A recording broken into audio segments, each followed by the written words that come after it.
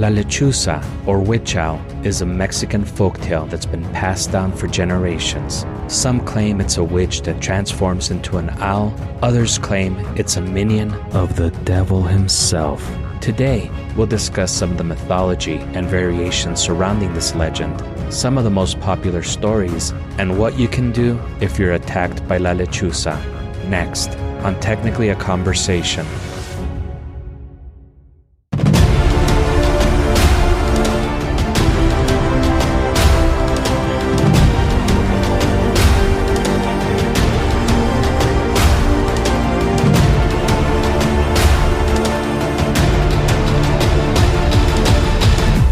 Greetings, you're listening to Technically a Conversation, a podcast where we share an interesting topic or story with each other and hope you find it interesting as well. I'm one half of your host, Jose, and I'm joined, as always, by my lovely co-host, Isela. How are you doing today? Doing pretty good. How are you doing? Doing fantastic. We're about to start the spooky season, so that's always great. It is seriously one of my favorite times of the year. Mine too. Quick reminder about our contest before we get started. If you're enjoying our show, take 2 minutes to leave us a review. What should they do again, Isela? Pause this awesome podcast. Leave us a 5-star review wherever you're listening. Take a quick screenshot, shoot it on over to any of our socials. You'll get all the awesome deets at technicallyaconversation.com. You can't miss it. Awesome red banner at the top.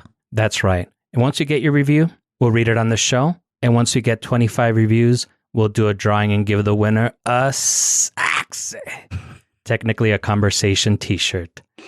So again, check out technicallyaconversation.com or the show notes for all the deets. And to those of you that have already left us a review, thank you. Thank you guys so much. Quick shout out to the queens, Elena and Erica, the Duke, Stephen B, the Contra Zoom podcast, and Claudia S.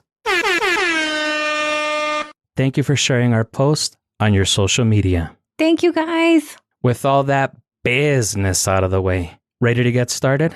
Ready, Captain. Great. Let's get started. So, Isela, have you ever seen an owl before? I have seen an owl. In real life or just on TV? Both. Oh, wow. I was thinking about this the other day. I don't think I've ever seen an owl in real life before. If I had, it would have been at a zoo. But I honestly don't remember seeing one at a zoo. Oh. It might also be because I don't like birds. And as we discussed in our Phobias podcast, I'm also kind of scared of them. So I might have repressed those memories. Good point. Yeah. After learning about this story, I'm okay with not seeing an owl in person, ever. Now I'm very curious. Oh, shit. Right. Got to get serious. Put on the serious tone. Yes. Owl face. Owl face, exactly. In 1977, in the border town of Santa Rosa, Texas, a mass sighting of a large owl was reported. A local woman spotted the large owl on a tree before it plunged straight at her. The woman retreated to her home, and the bird scratched frantically at her door as if wanting to get in. The neighborhood dogs were excited by the commotion and chased after the bird as far as they could. When the dogs didn't return the following morning, some of the townspeople went to look for them and were shocked to discover all the neighborhood dogs were dead. They appeared to have been mutilated and ripped apart by some immensely powerful animal. Could this have been La Lechuza of Mexican folklore? Were the dogs' deaths a result of La Lechuza seeking revenge for chasing it? Is there any truth to this story, or is it a folktale that has stood the test of time? Before examining this any further, what are your thoughts on this report? It's very interesting. I would like to know a little more information just because that's who I am. How did these dogs die? Did it show lacerations that looked like they could have come from an owl? Like, all those questions. I don't know. I get very CSI, very crime scene investigator. According to the report, they appear to have been mutilated and ripped apart by some immensely powerful animal. I don't know if that says like scratching or I don't know. Anyway. Well, they were dismembered. Well, dismembered? I don't know if an owl would be able to do that. It sounds very believable. I just don't know if an owl would do that as opposed to like maybe someone who trained an owl or something. Let's go ahead and examine this together, Isela. Hispanic Heritage Month started on September 15th, So what better way to kick off the month, our month, than with some Mexican folklore? Being that we're quickly approaching the season of the witch, it's only fitting that we talk about the witch owl herself, La Lechuza. Apparently, the legend of La Lechuza is very popular in the Rio Grande Valley in Texas and Chihuahua, Mexico, but I had never heard of it. Had you? Yes, I had. Yeah. What do you know about La Lechuza? That it appears when certain things are going to happen, or, like my mom would say things like, it's an omen. If you see an owl and it like casts a spell, it makes like a real high screechy sound. The owl that we saw just kind of chilled up on top of a post, so it never really talked or howled or whatever, that weird little screeching thing that my mom had talked about when we were little. So I guess I'm going to call BS on that. Well, you know what? I feel like I missed out because I never knew about the Lechuza growing up. And I talked to my mom earlier this week and asked her if she was familiar with the Lechuza. And if she was, why she was holding out. But she stated that she had never heard of it before either. Oh. According to an article in Mexico Unexplained by Robert Bito, link in the show notes, La Lechuza has been reported in the Mexican states of Chihuahua, Coahuila, Durango, Nuevo León, Tamaulipas, and on the American side of the Rio Grande in Texas. There are numerous accounts of what La Lechuza actually looks like. Some claim it's a white winged creature that resembles an owl. Others claim it's black in color and resembles a huge raven. Some claim its stature is comparable to a small human, like me. Others claim it's 7 feet tall and has a wingspan of 15 feet. The face of this creature is also widely disputed. Some accounts say it looks like an old woman, which is why she's referred to as the witch owl. Other accounts say it looks like something otherworldly with dark, almond-shaped eyes. Did your mom ever mention what her version of La Lechuza looked like? I don't think I remember her talking about what it physically looked like, just what it meant and how like it was a bad omen and, that stuff. Yeah, there appeared to be a lot of variations on this whole mythology. Honestly, the only thing that the reports seem to agree on is that it flies and is seen at night. Oh, well, that's some good deductions right there. Yeah, I know it could be like a mosquito for... Right? Like, so does a bat. I mean, shit. True. Beto speculates that the reason why there are so many different variations of the appearance of this creature has to do with the sightings having occurred over a large geographic region over many years by people that were isolated from one another without ever communicating with each other about it. Despite all the differences, there are a few common themes that tie these stories together. One of the main themes is that the creature was once a woman who was wronged and is seeking revenge. Ooh. Another common theme is that La Lechuza is a woman by day and turns into a huge owl by night. That last one also has variations. One is that La Lechuza is not a shape-shifting person at all, but a witch. And the owl is the witch's familiar, which does the bidding of the witch, much like the black cat. Other variations suggest that the bird is a minion of the devil himself. Oh, wow. The motive and object of her vengeance tends to differ as well, because of course, everything differs with this folklore. In some variations, La Lechuza snatches children because her own child was killed by angry villagers for a crime he didn't commit. Other variations suggest that La Lechuza's child was killed by a drunk driver, so she hangs out around bars exacting her revenge on bar patrons who stumble drunkenly into the streets. Nice. I like how they're always trying to make amends and either try to avoid that for the future or they're just out for revenge. This is like bloodthirsty people or animals. Yeah. And despite all the variations, I think we can all agree that this is a pretty foul creature. Ha. Get it? Foul because it's a bird. That's funny. I love puns. So let's go ahead and take a quick break while I go torture myself like I was an Opus Dei for making that joke. And when we return, I'll tell you how La Lechuza tricks children to leave their homes so she can snatch them away. Oy.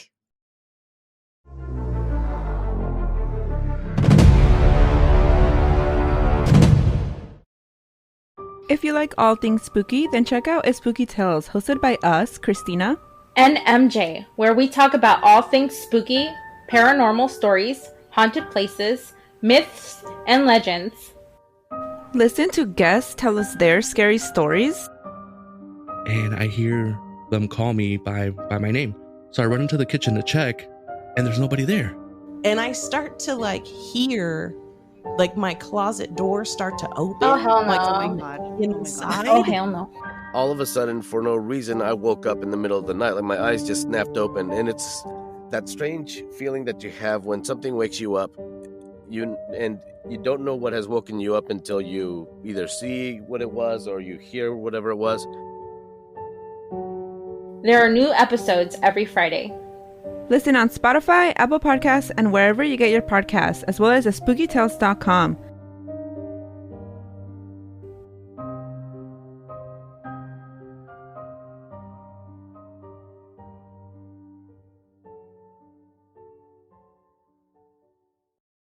Do you have a passion, obsession, curiosity?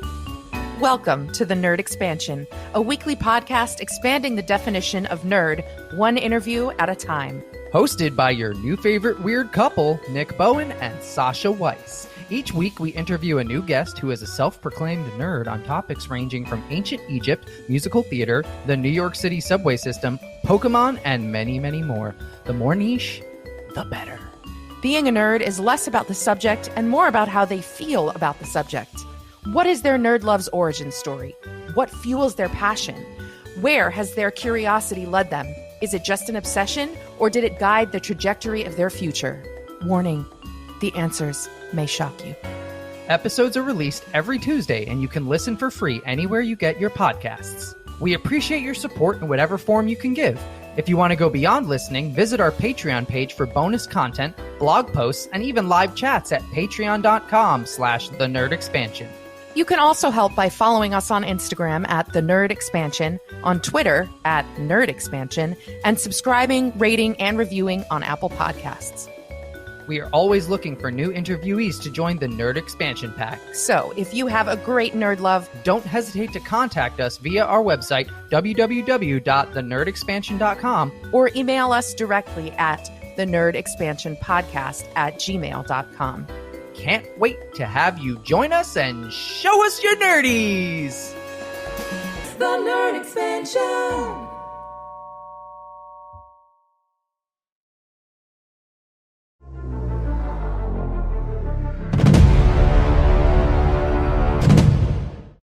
And we're back. Did you see La Lechuza during our break, Isela? Thankfully, no.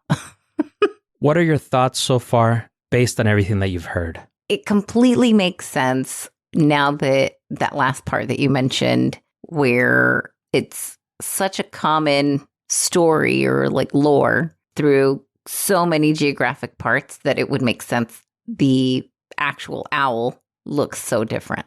It's going to be tailored for what is in their region. Yeah, I was thinking that too. That makes sense that everybody has a different version of it, especially if they were separated by such vast distance. They didn't really have a chance to talk to each other and kind of work out the details of it. Yeah, right. Okay, we're going to say, yeah. But as far as, it's snatching up children and stuff like that, I think that's something that parents might have utilized as a type of disciplinary tool. We all do it. I've heard other people say, even if they say stuff like, well, Santa's not going to get you gifts this year. Let's say there's Santa, it's Lechuza, it's El Cucuy. There are all these outrageous disciplinary tools that we should not be using, frankly. We should just be having real conversations about consequences. I don't know. I feel like fear is a great motivator. And I think that using fear on me definitely, at least when I was really young, it did get me to shape up a little bit.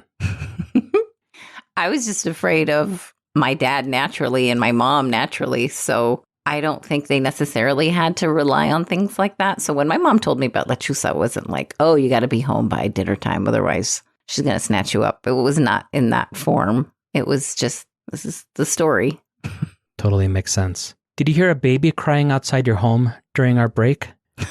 Thankfully not. That's good. Because if you do hear a baby crying outside your home, don't be fooled. It's a trap, to quote Admiral Akbar. As I teased before the break, in addition to having a dizzying amount of variations, La Lechuza is also quite cunning and will try and trick children into coming out. One method that it uses, according to a Fan Bolt article by Sarah Margaret, La Lechuza will mimic the cry of a baby, and when the victim leaves their home to find the source of the sound, it will swoop down and carry off their prey like a small field mouse. La Lechuza is apparently strong enough to carry grown-ass men, so just because you're an adult doesn't mean that you're safe. Wow, that's really scary. I don't know. I doubt it can pick me up. I like to go by the philosophy that they have over at Carlos Bakery here in Southern Park. It says the more you eat, the harder it is for you to be kidnapped. Yes, I could see that for sure. I should probably start buying some more donuts. Actually, their burritos are thebomb.com. Really? All right. Now I got to check that out. Yeah, next time you're in town. Well, the thing is you can't eat anything there because it's all meat-based. Okay la. Ya valió papas. Yeah. Another cool trick up La Lechuza's proverbial sleeve is that it'll target drivers traveling alone at night. What it does is swoop down on the front of the car, causing the victim to swerve to avoid hitting the creature or stop the vehicle to see what they hit. La Lechuza will pounce on the confused driver and carry them away. So you definitely don't want to fuck with La Lechuza. So what can you do to protect yourself? Excellent question, Isela. Yes, good. Glad I asked. La Lechuza is said to be immune to bullets, or at least difficult to kill with bullets. And if you shoot La Lechuza and don't kill it, you'll die. Oh. If any part of La Lechuza touches you, you'll die. If you dream of La Lechuza, you'll die. Wow. Well, actually, that last one is just a joke. Okay. But if you do dream of La Lechuza, it means that somebody from your family will die. Wow. Jesus. I think we could have seen that one coming. Jeez. Now, there was another story of a driver in El Tigre, Chihuahua, who was attacked while driving on a dirt road out of town. At one point, La Lechuza struck the windshield of the truck and landed in front of the vehicle. The driver slammed on the accelerator, ran over La Lechuza, went back in reverse to finish the job, and ran over it again. As the driver continued forward on its path, he saw La Lechuza rise from his rearview mirror. So do you want to take a guess what happened to the driver, Isela? He was picked up by the Lechuza. He died. That's where I was going with that. Yeah. So just like Steven Seagal, this beast is hard to kill. Wow. But there are a few things you can do to ward off an attack by this creature. The easiest thing would be to hang a rope with 7 knots outside of your front door or on your porch. This tells La Lechuza that you acknowledge and respect it, and it will leave you alone. Like Aretha Franklin, it's just asking for a little respect. Just a little bit. Just a little bit. If you're in the process of being attacked and can't be bothered to sit down and leisurely tie some knots on a rope, you can reportedly repel La Lechuza by throwing a combination of salt and chili powder in La Lechuza's face. Unfortunately, the proportions of salt to chili powder were not provided. Is it 1 part salt to 2 parts chili, or maybe 2 parts salt to 1 part chili? Also, will regular Morton's table salt work, or do I have to use the more expensive sea salt? If you don't have chili powder, could you use Valentina, or would Cholula be more effective? These are the burning questions. Also, why not tajin? It's all those things all in one. Tajin. Let's see, nice and fast. What if the proportions aren't right? What if you need sea salt? I feel like with tajin, they always got the proportions right. This is suddenly a commercial for tajin. Or Lucas, do you remember Lucas? Yes, yeah, the little duck or something, right? Yeah, I think so. I want to say it was a duck, yeah. Yeah, it would look very Howard the Duck kind of. There you go. In an episode of NPR's Latino USA podcast, they interviewed a man named Servando Reyes, who stated he had seen La Lechuza firsthand while growing up on a ranch in Mexico. He stated it was natural to see white owls peacefully circling the night sky while working at the ranch. One night, one of them swooped down and tried to attack him. His dog, which was with him during the attack, followed him. But when he tried calling the dog to come eat, it didn't want to move. And what's the theme here, Isela? It died. It died. Oh, this is sad. Reyes stated there were two types of lechuzas, so he wasn't sure which one attacked him, if it was a witch who transforms into an owl or an owl trained by a witch to carry out her works of evil. He also recalled hearing stories from his grandfather on how to destroy these wicked creatures. According to his grandfather, if La Lechuza wants to attack you, you're supposed to start praying until La Lechuza falls. Then you tie up its legs, and when the sun comes up, it will no longer be a bird. It will be the actual witch. Oh, wow. That'll be interesting. I guess at that point, you burn it at the stake or something. He didn't really elaborate. You just commit full-blown murder as opposed to just having PETA after you. Oh, yeah. Yeah. He didn't really elaborate. Maybe you drop a house on it. What's your favorite way to kill a witch, Isela? I don't know. I just throw water on it. That seems pretty nonviolent. And she goes, I'm melting. I'll get you, my pretty. That's right.